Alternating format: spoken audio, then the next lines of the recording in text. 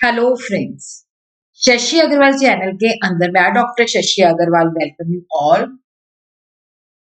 आज हम एक बहुत ही important topic theory of cost के अंदर करेंगे। Explain short run cost function और कॉस्ट कर्व, या शॉर्ट रन कॉस्ट भी लिखा हो सकता है। ये एक बहुत ही इम्पॉर्टेंट क्वेश्चन है और बहुत ही इजी क्वेश्चन है।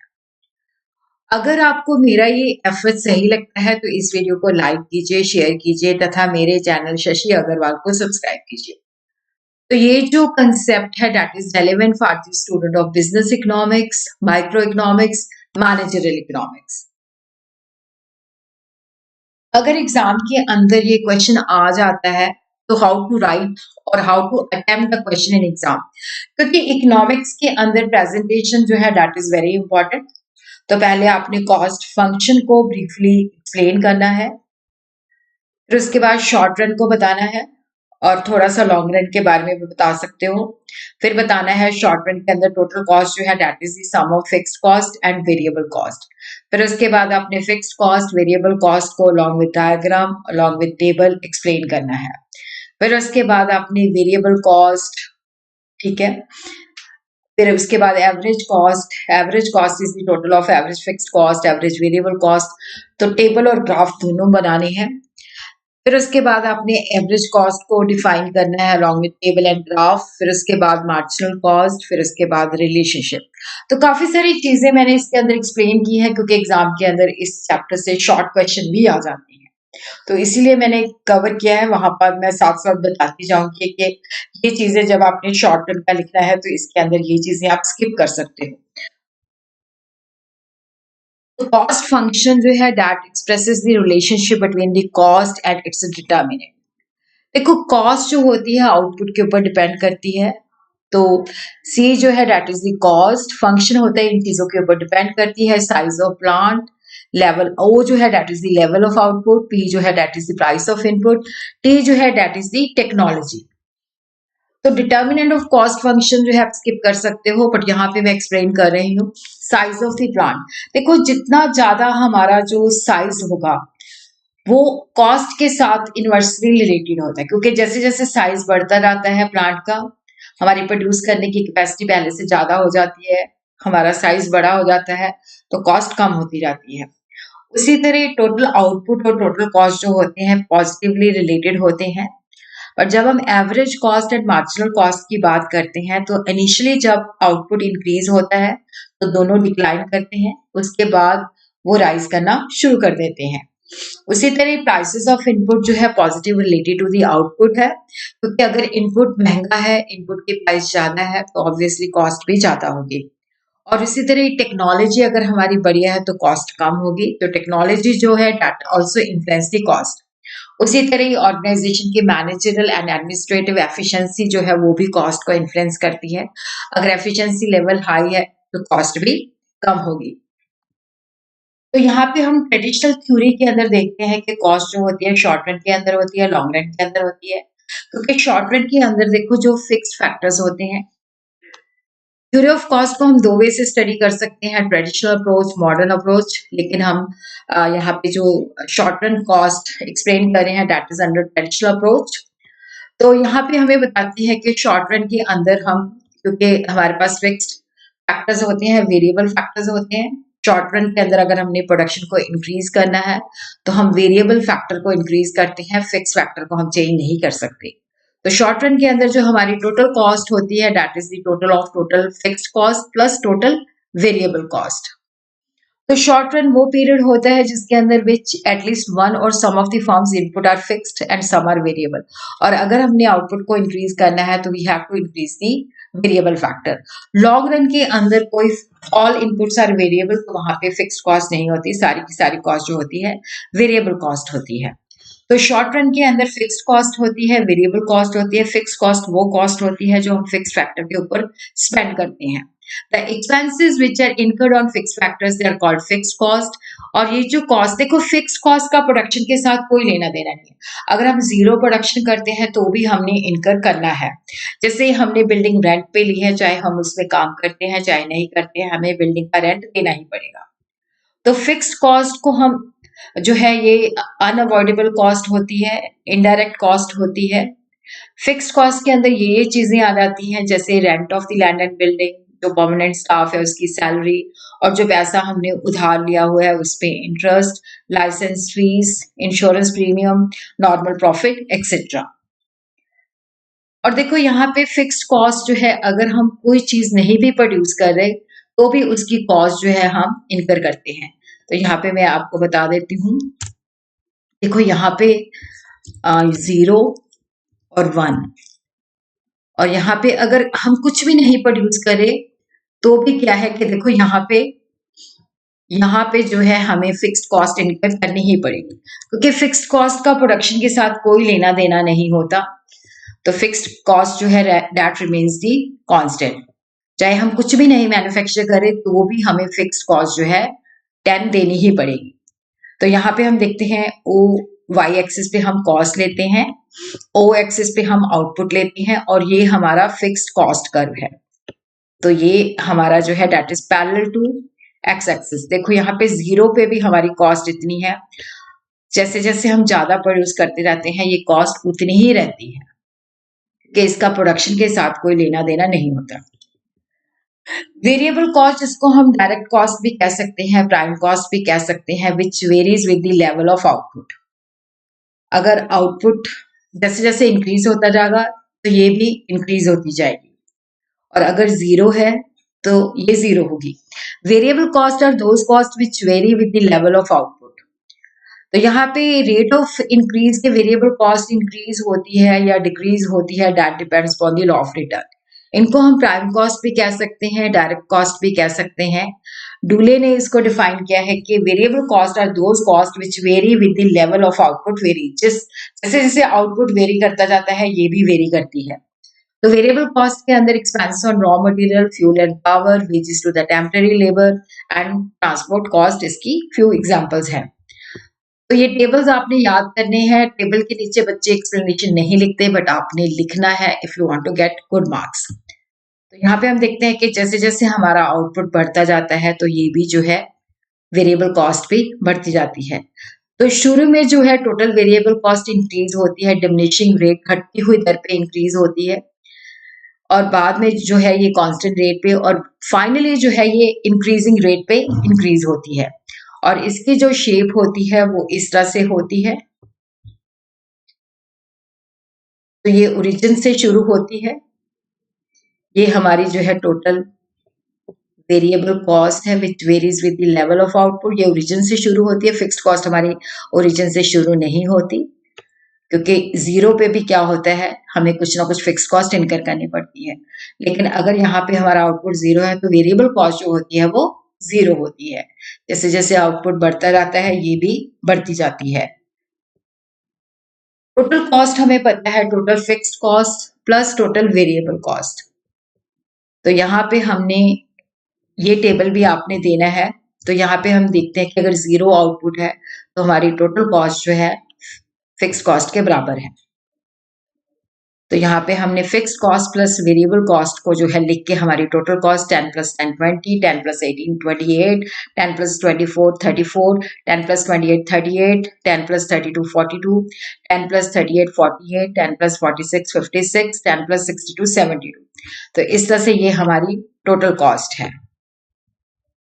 देखो टोटल कॉस्ट भी हमारी जब हम कुछ नहीं मैन्युफैक्चर करते तो 0 नहीं होती, it is equal to fixed cost. तो इस तरह से हमने एक्स एक्सिस पे आउटपुट लेना है, और यहाँ पे हमने कॉस्ट लेबलिंग करनी बहुत जरूरी है।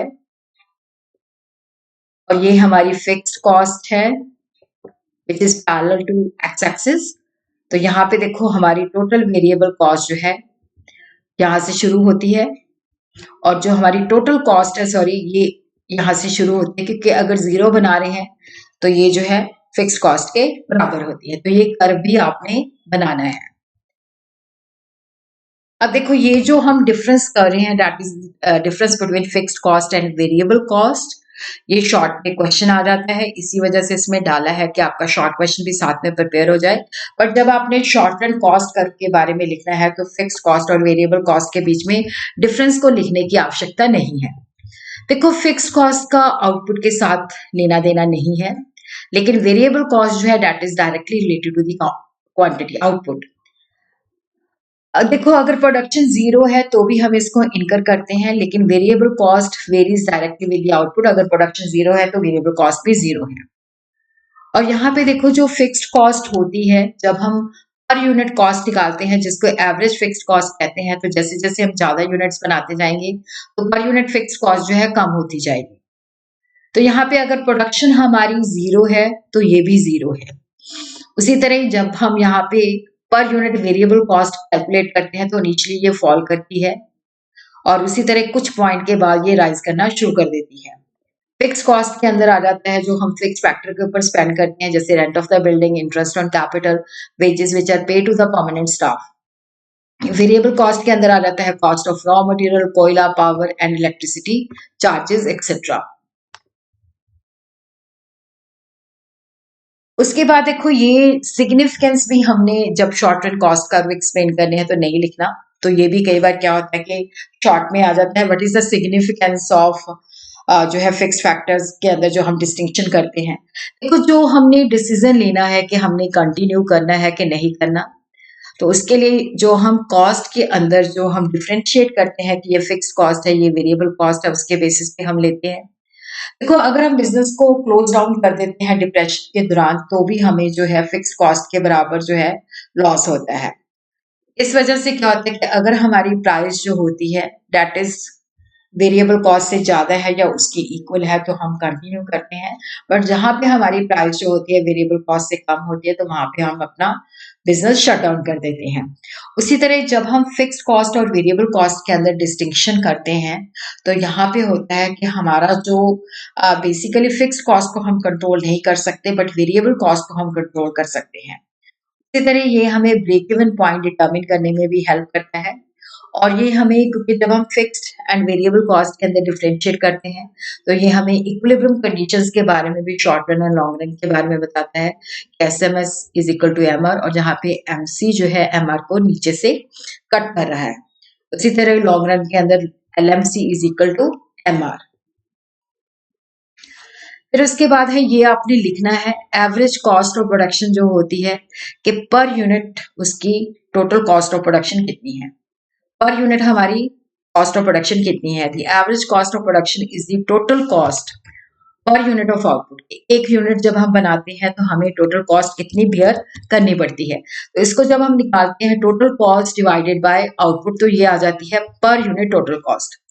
एवरेज कॉस्ट जो है that is the summation of the average fixed cost plus average variable cost. Average fixed cost होती है जब हम टोटल फिक्स्ड कॉस्ट को आउटपुट से डिवाइड करते हैं तो ये हमें पर यूनिट फिक्स्ड कॉस्ट के बारे में बताता है। तो पहले हम एवरेज फिक्स्ड कॉस्ट को समझते हैं। देखो यहाँ पे आपने टेबल जो है ये याद करनी है, ये तो सिंपल ही है। देखो यहाँ पे हमने इसको जो फिक्स कॉस्ट है इसको हमने आउटपुट से डिवाइड कर देंगे। 10 को हमने 1 से डिवाइड किया तो 10, 10 को 2 से डिवाइड किया 5, 10 को 3 से डिवाइड किया 3.3, 10 को 4 से डिवाइड किया 2.5, 10 को 5 से डिवाइड किया 2, 10 को 6 से डिवाइड किया 1.7, 10 को 7 से डिवाइड किया 1.4, 10 को 8 से डिवाइड किया तो ये 1.2। तो यहाँ पे हम देखते हैं जैसे जैसे हम आउटपुट को बनाते जाते हैं पर यूनिट फिक्स्ड कॉस्ट जो है कम होती जाती है। तो इसकी शेप जो होती है रेक्टेंगुलर हाइपरबोला जैसी होती है, ये डाउनवर्ड स्लोपिंग होती है, तो ये इस तरह से होती है। ये एवरेज फिक्स्ड कॉस्ट कर्व है। ये हमें बताता है कि जैसे जैसे हम आउटपुट को ज्यादा बनाते हैं तो ये कम होता जाता है। उसके बाद हमने बताना है average variable cost. Average variable cost जो होती है टोटल वेरिएबल कॉस्ट को आउटपुट से डिवाइड कर दो, तो ये हमें बताती है पर यूनिट वेरिएबल कॉस्ट क्या है। तो ये इसका टेबल है। तो यहाँ पे जब हमने एवरेज वेरिएबल कॉस्ट निकालनी है तो टोटल वेरिएबल कॉस्ट को हमने आउटपुट से डिवाइड कर देना है। इस तरह से हमने ये इसको 1 से डिवाइड कर दो, 10 आ गया, 18 को 2 से डिवाइड किया 9, 24 को 3 से डिवाइड किया 8, 24 को 4 से डिवाइड किया 7। तो इस तरह से आपने ये कैलकुलेट कर लेनी है। जैसे हम देखते हैं कि एवरेज वेरिएबल कॉस्ट जो है फॉल करती है, फिर उसके बाद ये राइज करना शुरू कर देती है। तो इसकी शेप जो होती है यू शेप होती है। तो यहाँ पे ये मिनिमम पॉइंट तक पहुंचती है, ये फॉलिंग हिस्सा है। ये मिनिमम पॉइंट है, ये उसके बाद राइज करना शुरू करती है। तो इसकी जो शेप है वो यू शेप है, मिनिमम पॉइंट पे पहुंचती है, फिर उसके बाद ये राइज करना, तो ये फॉलिंग हिस्सा है। तो average variable cost is dish shaped और similar to the letter U. तो ये इनिशियली फॉल करती है, जैसे जैसे आउटपुट इंक्रीज होता है, मिनिमम पॉइंट पे पहुंचती है, फिर उसके बाद इंक्रीज करना शुरू करती है। तो नाउ वी विल अंडरस्टैंड। अब देखो यहाँ पे हम एवरेज वेरिएबल कॉस्ट को कैलकुलेट करते हैं। तो यहाँ पे हम देखते हैं कि जो एवरेज वेरिएबल कॉस्ट है इन दोनों का जोड़ है। अगर हम कुछ नहीं मैन्युफैक्चर करें तो भी हमें एवरेज कॉस्ट जो है दैट इज इक्वल टू 10। तो यहाँ पे दोनों को जो हमने प्रीवियस टेबल्स के अंदर एवरेज फिक्स्ड कॉस्ट और एवरेज वेरिएबल कॉस्ट निकाला हुआ है, उनको हम टोटल जैसे 10 + 10 20, 5 + 9 14, तो इस तरह से हमने कैलकुलेट कर लेना है। तो यहाँ पे हम देखते हैं कि एवरेज कॉस्ट जो है फॉल कर रही है, मिनिमम पॉइंट पे पहुंचती है, फिर उसके बाद जो है ये राइज करना शुरू कर देती है। तो इसकी भी जो शेप है यू शेप है, पहले ये फॉल करती है, फिर मिनिमम पॉइंट तक पहुंचती है, ये यू शेप है, ये फॉलिंग हिस्सा है, ये इसका मिनिमम पॉइंट है, उसके बाद ये राइज करना शुरू कर देती है।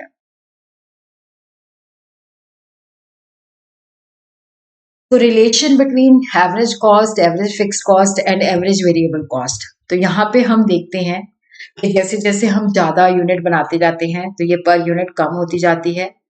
एवरेज वेरिएबल कॉस्ट जो है ये पहले फॉल करती है, मिनिमम पॉइंट तक पहुंचती है, फिर उसके बाद राइज करना शुरू कर देती है। एवरेज कॉस्ट दोनों का जोड़ होती है। तो ये भी क्या है कि इनिशियली ये फॉल करती है, मिनिमम पॉइंट तक पहुंचती है, फिर उसके बाद ये राइज करना शुरू कर देती है। तो इसको रिलेशनशिप जो है हम दिखा सकते हैं। ये हमने आउटपुट लिया है, तो ये हमारा एवरेज फिक्स्ड कॉस्ट है, पर यूनिट कम होता जाता है। ये हमारा एवरेज वेरिएबल कॉस्ट है, ये हमारा एवरेज कॉस्ट है।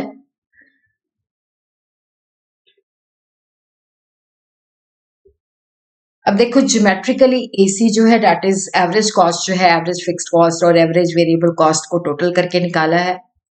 तो यहाँ पे हम देखते हैं कि जब हम एवरेज वेरिएबल कॉस्ट और एसी के बीच में जो डिस्टेंस होता है that is equal to average fixed cost. Average cost जो है tend to closer to AVC, but ये दोनों एक दूसरे को टच नहीं करते। मिनिमम पॉइंट उसका काफी देर बाद पहुंचते हैं, लेकिन minimum point average variable cost का पहले आ जाता है। Average variable cost sorry average cost की भी जो शेप होती है यू शेप्ड होती है। ये भी क्वेश्चन आ जाता है कि why in the short run average cost का भी यू शेप्ड। तो यहाँ पे आप सिंपली जो है लिख सकते हो, पॉइंट्स दे सकते हो, एक्सप्लेनेशन करने की जरूरत नहीं है, क्योंकि एवरेज कॉस्ट जो है that is the summation of fixed cost, average fixed cost and average variable cost. तो जैसे जैसे प्रोडक्शन इंक्रीज होती है एवरेज फिक्स्ड कॉस्ट फॉल करती है, एवरेज वेरिएबल कॉस्ट भी फॉल करती है, मिनिमम पॉइंट तक पहुंचती है, फिर उसके बाद राइज करना शुरू करती है। और उसी तरह शॉर्ट रन के अंदर क्योंकि हम फिक्स फैक्टर को चेंज नहीं कर सकते, वेरिएबल फैक्टर को चेंज करते हैं, तो लॉ ऑफ वेरिएबल प्रोपोर्शन के अंदर जब हम वेरिएबल फैक्टर को चेंज करते हैं, बाकी को कांस्टेंट रखते हैं, तो टोटल आउटपुट इंक्रीज करता है, बट कुछ समय के बाद वो डिक्लाइन कर जाता है, तो कॉस्ट बढ़नी लग जाती है। फिर उसके बाद है मार्जिनल कॉस्ट। मार्जिनल कॉस्ट है addition made to the total cost by production of one more unit of a commodity, जहां हम इसको सिंपल कह सकते हैं कि जो हम एक एक्स्ट्रा यूनिट प्रोड्यूस करते हैं उसकी एडिशनल कॉस्ट क्या है। तो एमसी को हम इस तरह से लिख सकते हैं, marginal cost total cost of N minus total cost N minus one. तो marginal cost is equal to change in total cost divided by change in quantity. तो जैसे cost of producing 10 chair is 100, जब हम एक और chair बनाते हैं तो इसकी जो कॉस्ट है 109 है। तो यहाँ पे हम देखते हैं 109 माइनस 109, या एमसी जो है चेंज इन आउटपुट जो है sorry change in total cost जो है 9 है और चेंज इन आउटपुट 1 है। तो यहाँ पे हमारी जो एक एक्स्ट्रा चेयर हमने प्रोड्यूस की है उसकी जो एक्स्ट्रा कॉस्ट है दैट इज 9। तो यहाँ पे हम देखते हैं रिलेशनशिप। तो यहाँ पे ये टोटल कॉस्ट है, ये मार्जिनल कॉस्ट है, ये एवरेज कॉस्ट है। तो ये हमारे पास टोटल कॉस्ट की फिगर्स हैं।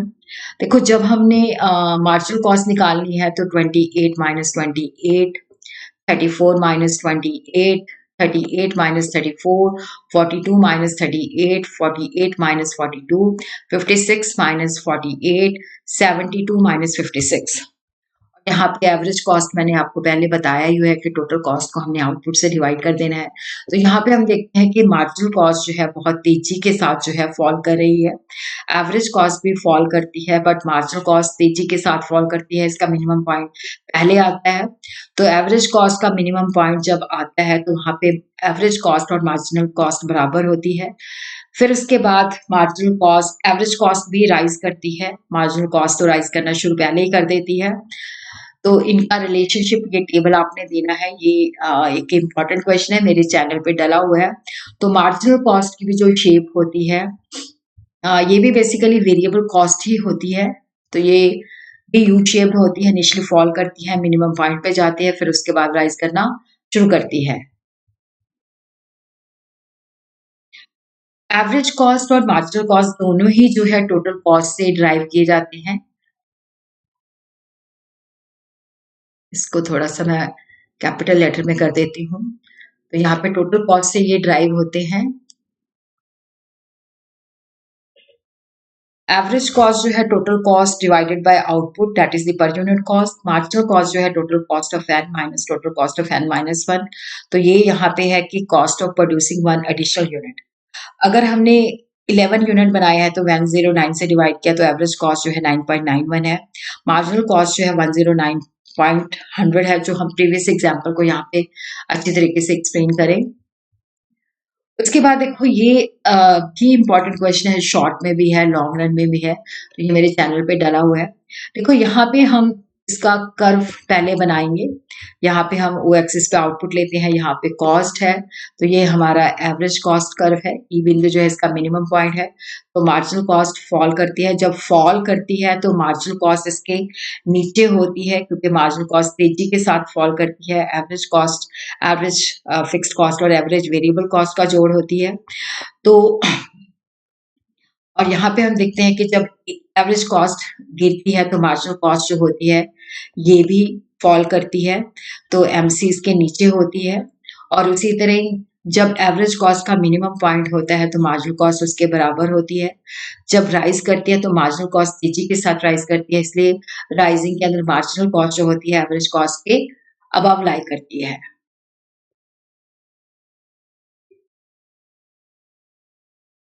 तो ये रिलेशनशिप मैंने आपको बता ही दिया है। ये भी मैंने आपको बता दिया है कि जब एवरेज कॉस्ट राइज करती है तो एमसी भी राइज करती है, बट जो रेट ऑफ राइज होता है वो एवरेज कॉस्ट से ज्यादा होता है, इसलिए ये ऊपर की ओर लाई करती है। तो ये तो रिलेशनशिप के ऊपर क्वेश्चन आता है तो आपने लिखना है। तो ये यहाँ पे है कि देखो, अगर एवरेज कॉस्ट जब मार्जिनल कॉस्ट के बराबर होती है उसके बाद राइज होती है तो मार्जिनल कॉस्ट उससे अबव होती है।